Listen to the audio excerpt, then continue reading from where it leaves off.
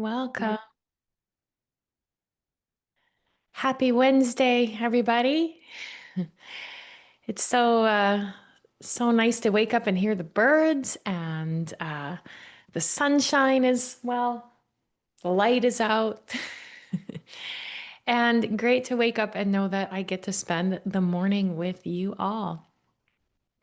I had the lovely experience of spending the weekend with Leanne this weekend in Christina Lake, and it was so heartwarming and enriching. And she was generous enough to share something that she learned at a workshop with Elizabeth Gilbert. And I have been thinking about it and, as always, kind of putting my own thoughts and my own spin on things. And Leanne shared that Liz Gilbert did a teaching around that you will have to live in truth, to walk authentically through the world. And to maybe I don't know what her terminology was, but the essence that I got was to come home to yourself and to live fully as you, fully expressed. You will have to abandon, betray, and disappoint others. And you're going to have to just like get over it, basically, that you will abandon, betray, and disappoint others because the only other alternative is that you're abandoning, betraying, and disappointing yourself. And I was thinking about I read and I assign this book in my coaching certification program, The Courage to Be Disliked. Fantastic book. If you haven't read it, highly recommend it. If you've read it once, read it again because it is this concept. We are not responsible for other people's emotions or their results. We are responsible for our own tasks.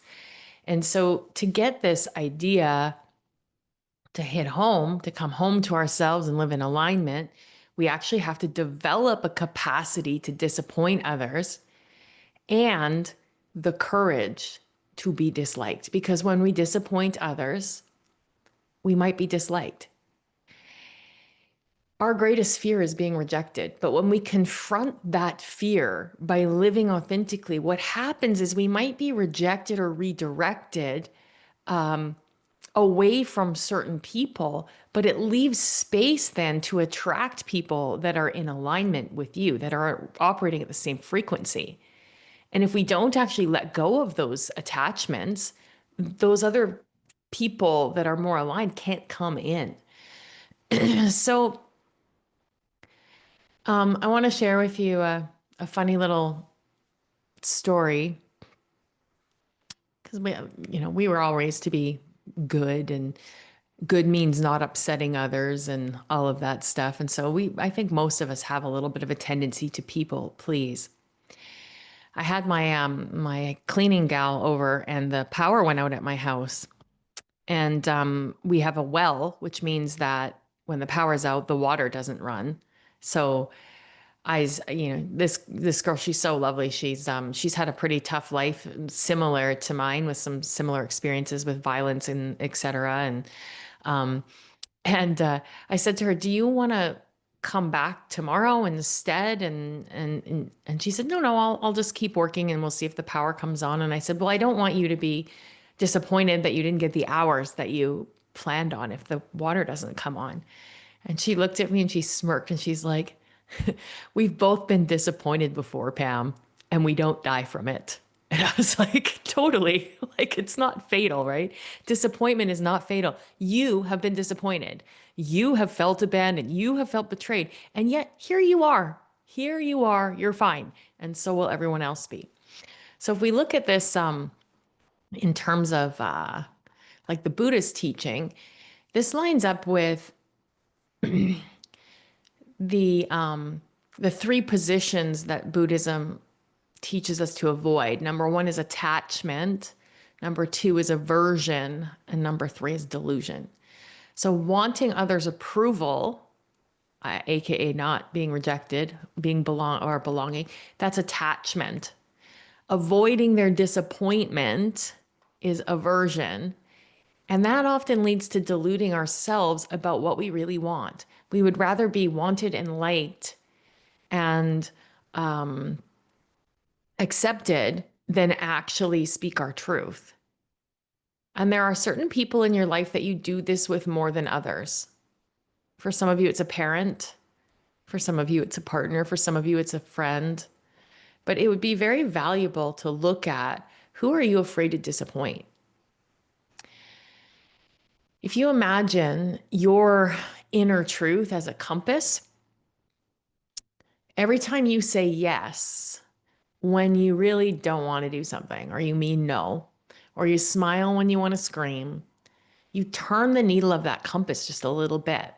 And over time, you might be walking due east when your soul was trying to go north. And then you find yourself way down this wrong path. The pain isn't because you're lost, you're just way off course. You can always find your way back, but it begins with the ability to say no.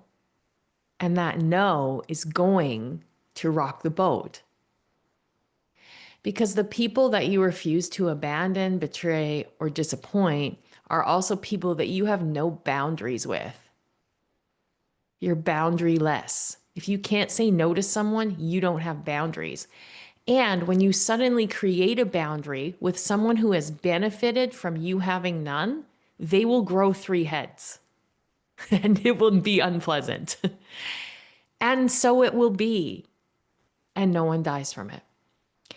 But in order to live in truth, this is probably the most spiritual practice, is the ability to say no and to stand in the impact of that no unflinchingly.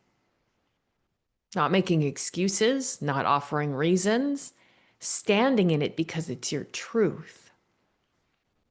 Think about how many times you've been disappointed by others. They didn't show up on time. They didn't show up the way you wanted them to. They said no. Um, they didn't come to the party, whatever it was. A disappointment is uncomfortable, but it's not catastrophic. Others might be like temporarily hurt or confused when we choose our truth. But again, you have to remind yourself that you are responsible for your reactions and your results and your emotions, and so are they. So if you imagine, I have a friend actually, this is her, so she planned family reunion every year. And every year she would complain to me how much she hated planning it and how she felt taken advantage of and no one ever appreciated and blah, blah, blah. And I was like, then just don't do it. Just don't. Well, then it won't get done. Well, then it won't get done. Like just people will be disappointed. So she finally said no. And her family was a little bit surprised. A couple of them were annoyed. She got a little bit of flack. But within like 3 days, someone else took the reins. And for the first time, she was able to just show up and have a good time. So people got a little ruffled and disappointed. And then it happened anyway. By saying no to them, she said yes to herself.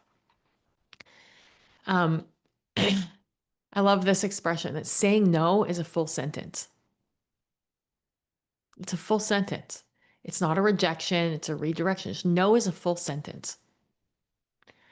We got to, in order for us to say no, we've got to allow others to have their emotional responses while refusing to abandon ourselves to manage them. It's not cruelty, it's clarity. And this is the yogic teaching of satya, which is truthfulness. And sometimes to tell the truth, it stings for a moment for other people, but we're always better to live in truth. So I invite you to check in with where in your life you're saying yes out of fear of disappointing someone. And what's the real cost of that yes? Do you have resentment? Do you ruminate on it? Do you vent about it to someone else? Like there's an energetic cost if we say yes to something that we don't want to do. And what truth have you been avoiding in order to go with the flow, keep the peace?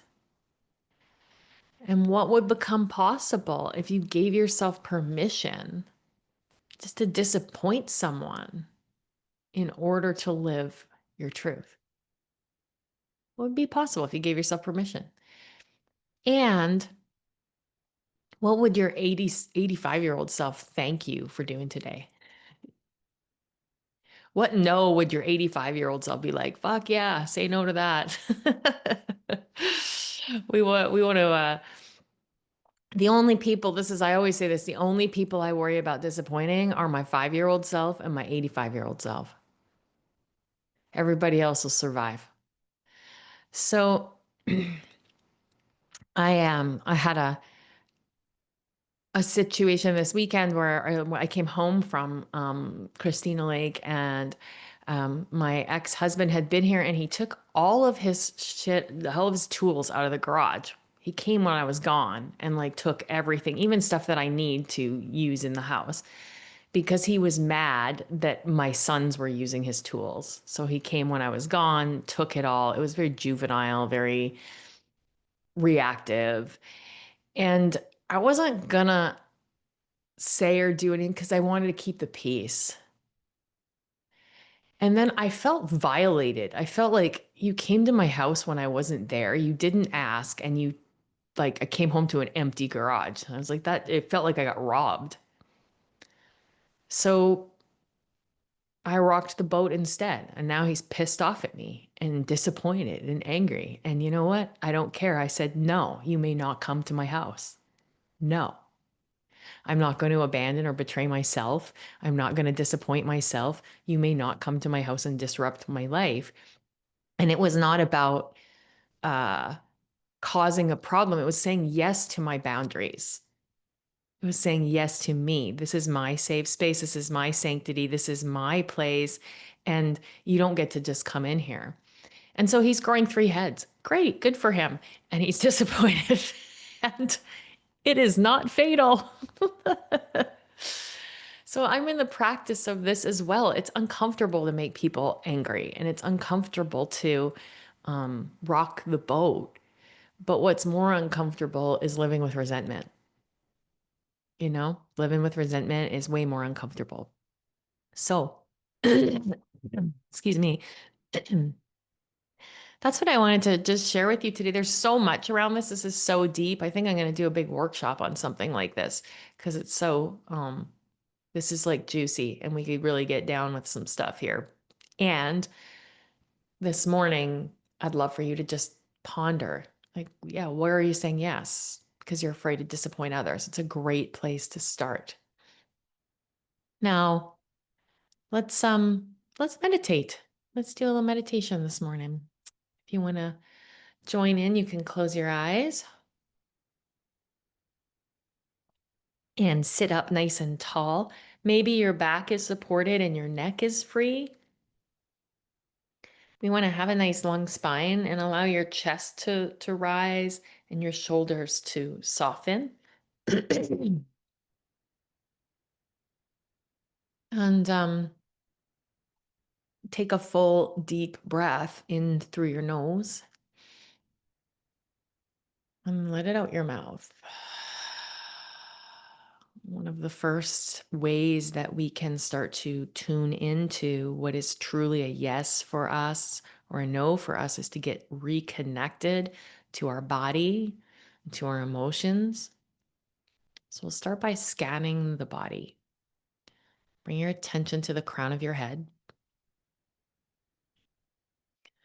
and then to the center of your forehead. Bring your attention behind your eyelids to the bridge of your nose, your upper lip, the tip of your chin, the outline of your ears, your ear canals,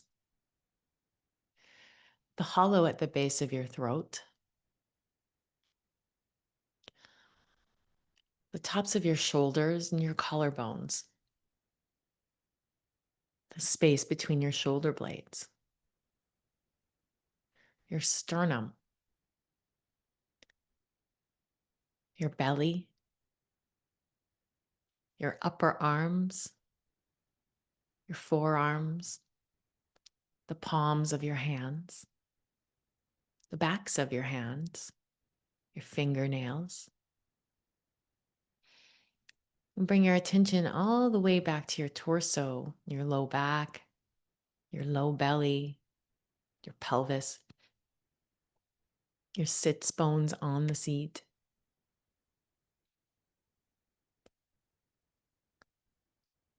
Bring your awareness to your thighs, from your hips to your knees, and then to your calves, from your knees to your ankles, the tops of your feet, the soles of your feet. And then just notice your whole body as a vessel, as a space, the space from which you experience life, the space from which you create and cause your life.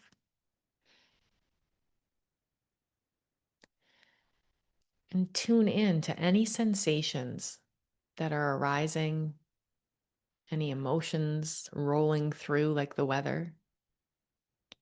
Just notice.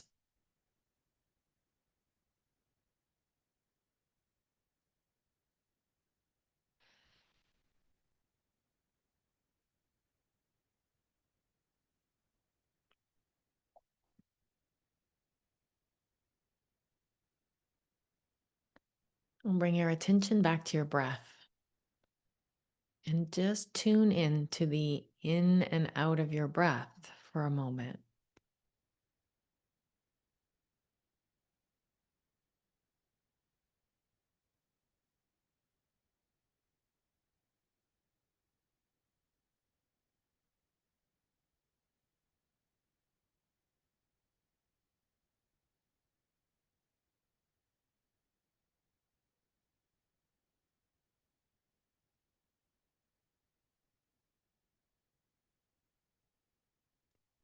Now visualize yourself walking on a gravel road with forest surrounding either side. And you come to a fork in the road, a crossroads. One path is paved with approval, ease, and external validation, but you have to keep chasing it. The other is less worn. There are maybe a few obstacles, but it's lined with inner peace and plenty of rest stops.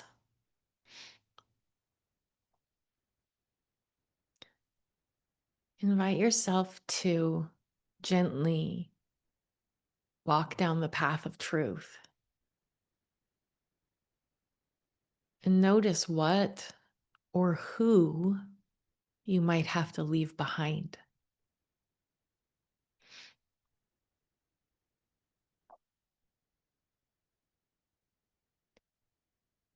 Remind yourself that this is your one wild and precious life to be expressed in any way that you desire.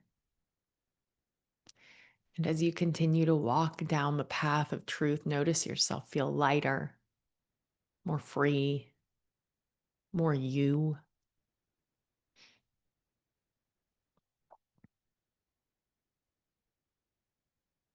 You're safe to be who you truly are. You can disappoint others without betraying yourself.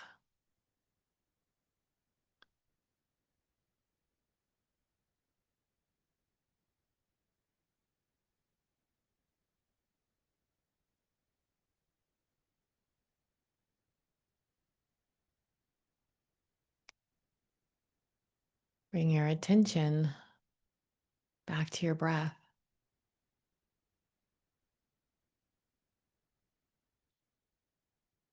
and simply witness the in and out of the breath.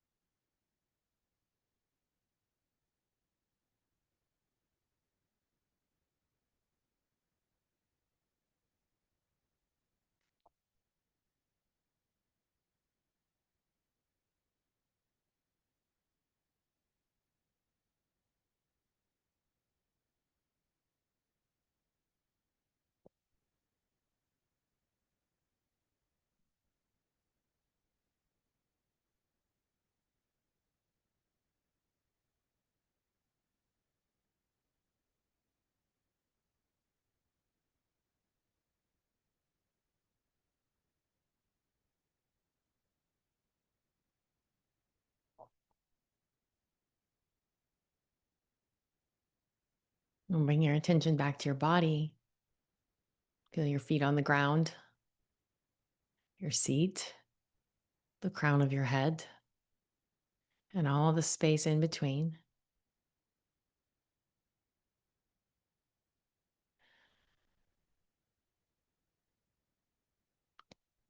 And as we close our meditation, ask yourself, where's one place that I could say no that would lead me back to my bigger yes?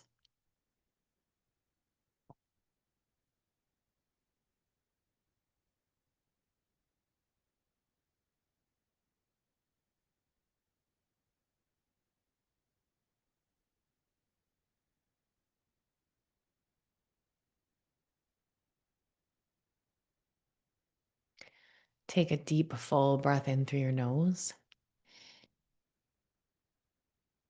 and sigh it out your mouth.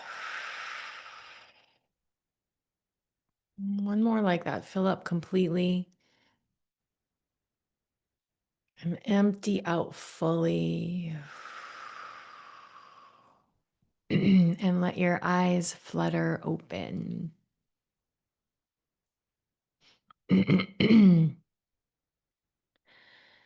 I am always grateful to recognize that there are no new teachings in the world. It's all there. It's all in the ancient teachings. And if you look at any great philosophy or theology, it's all the same. And it's really just about living in truth, moving towards truth. And I'm grateful to be reminded, and I'm grateful for all of the amazing teachers and leaders who shared their particular flavor and their particular access point, and then it comes to us through others. I'm grateful that Leanne shared this with me this weekend, and that I can bring it to you. If anyone else would like to share anything this morning, I am happy to hear about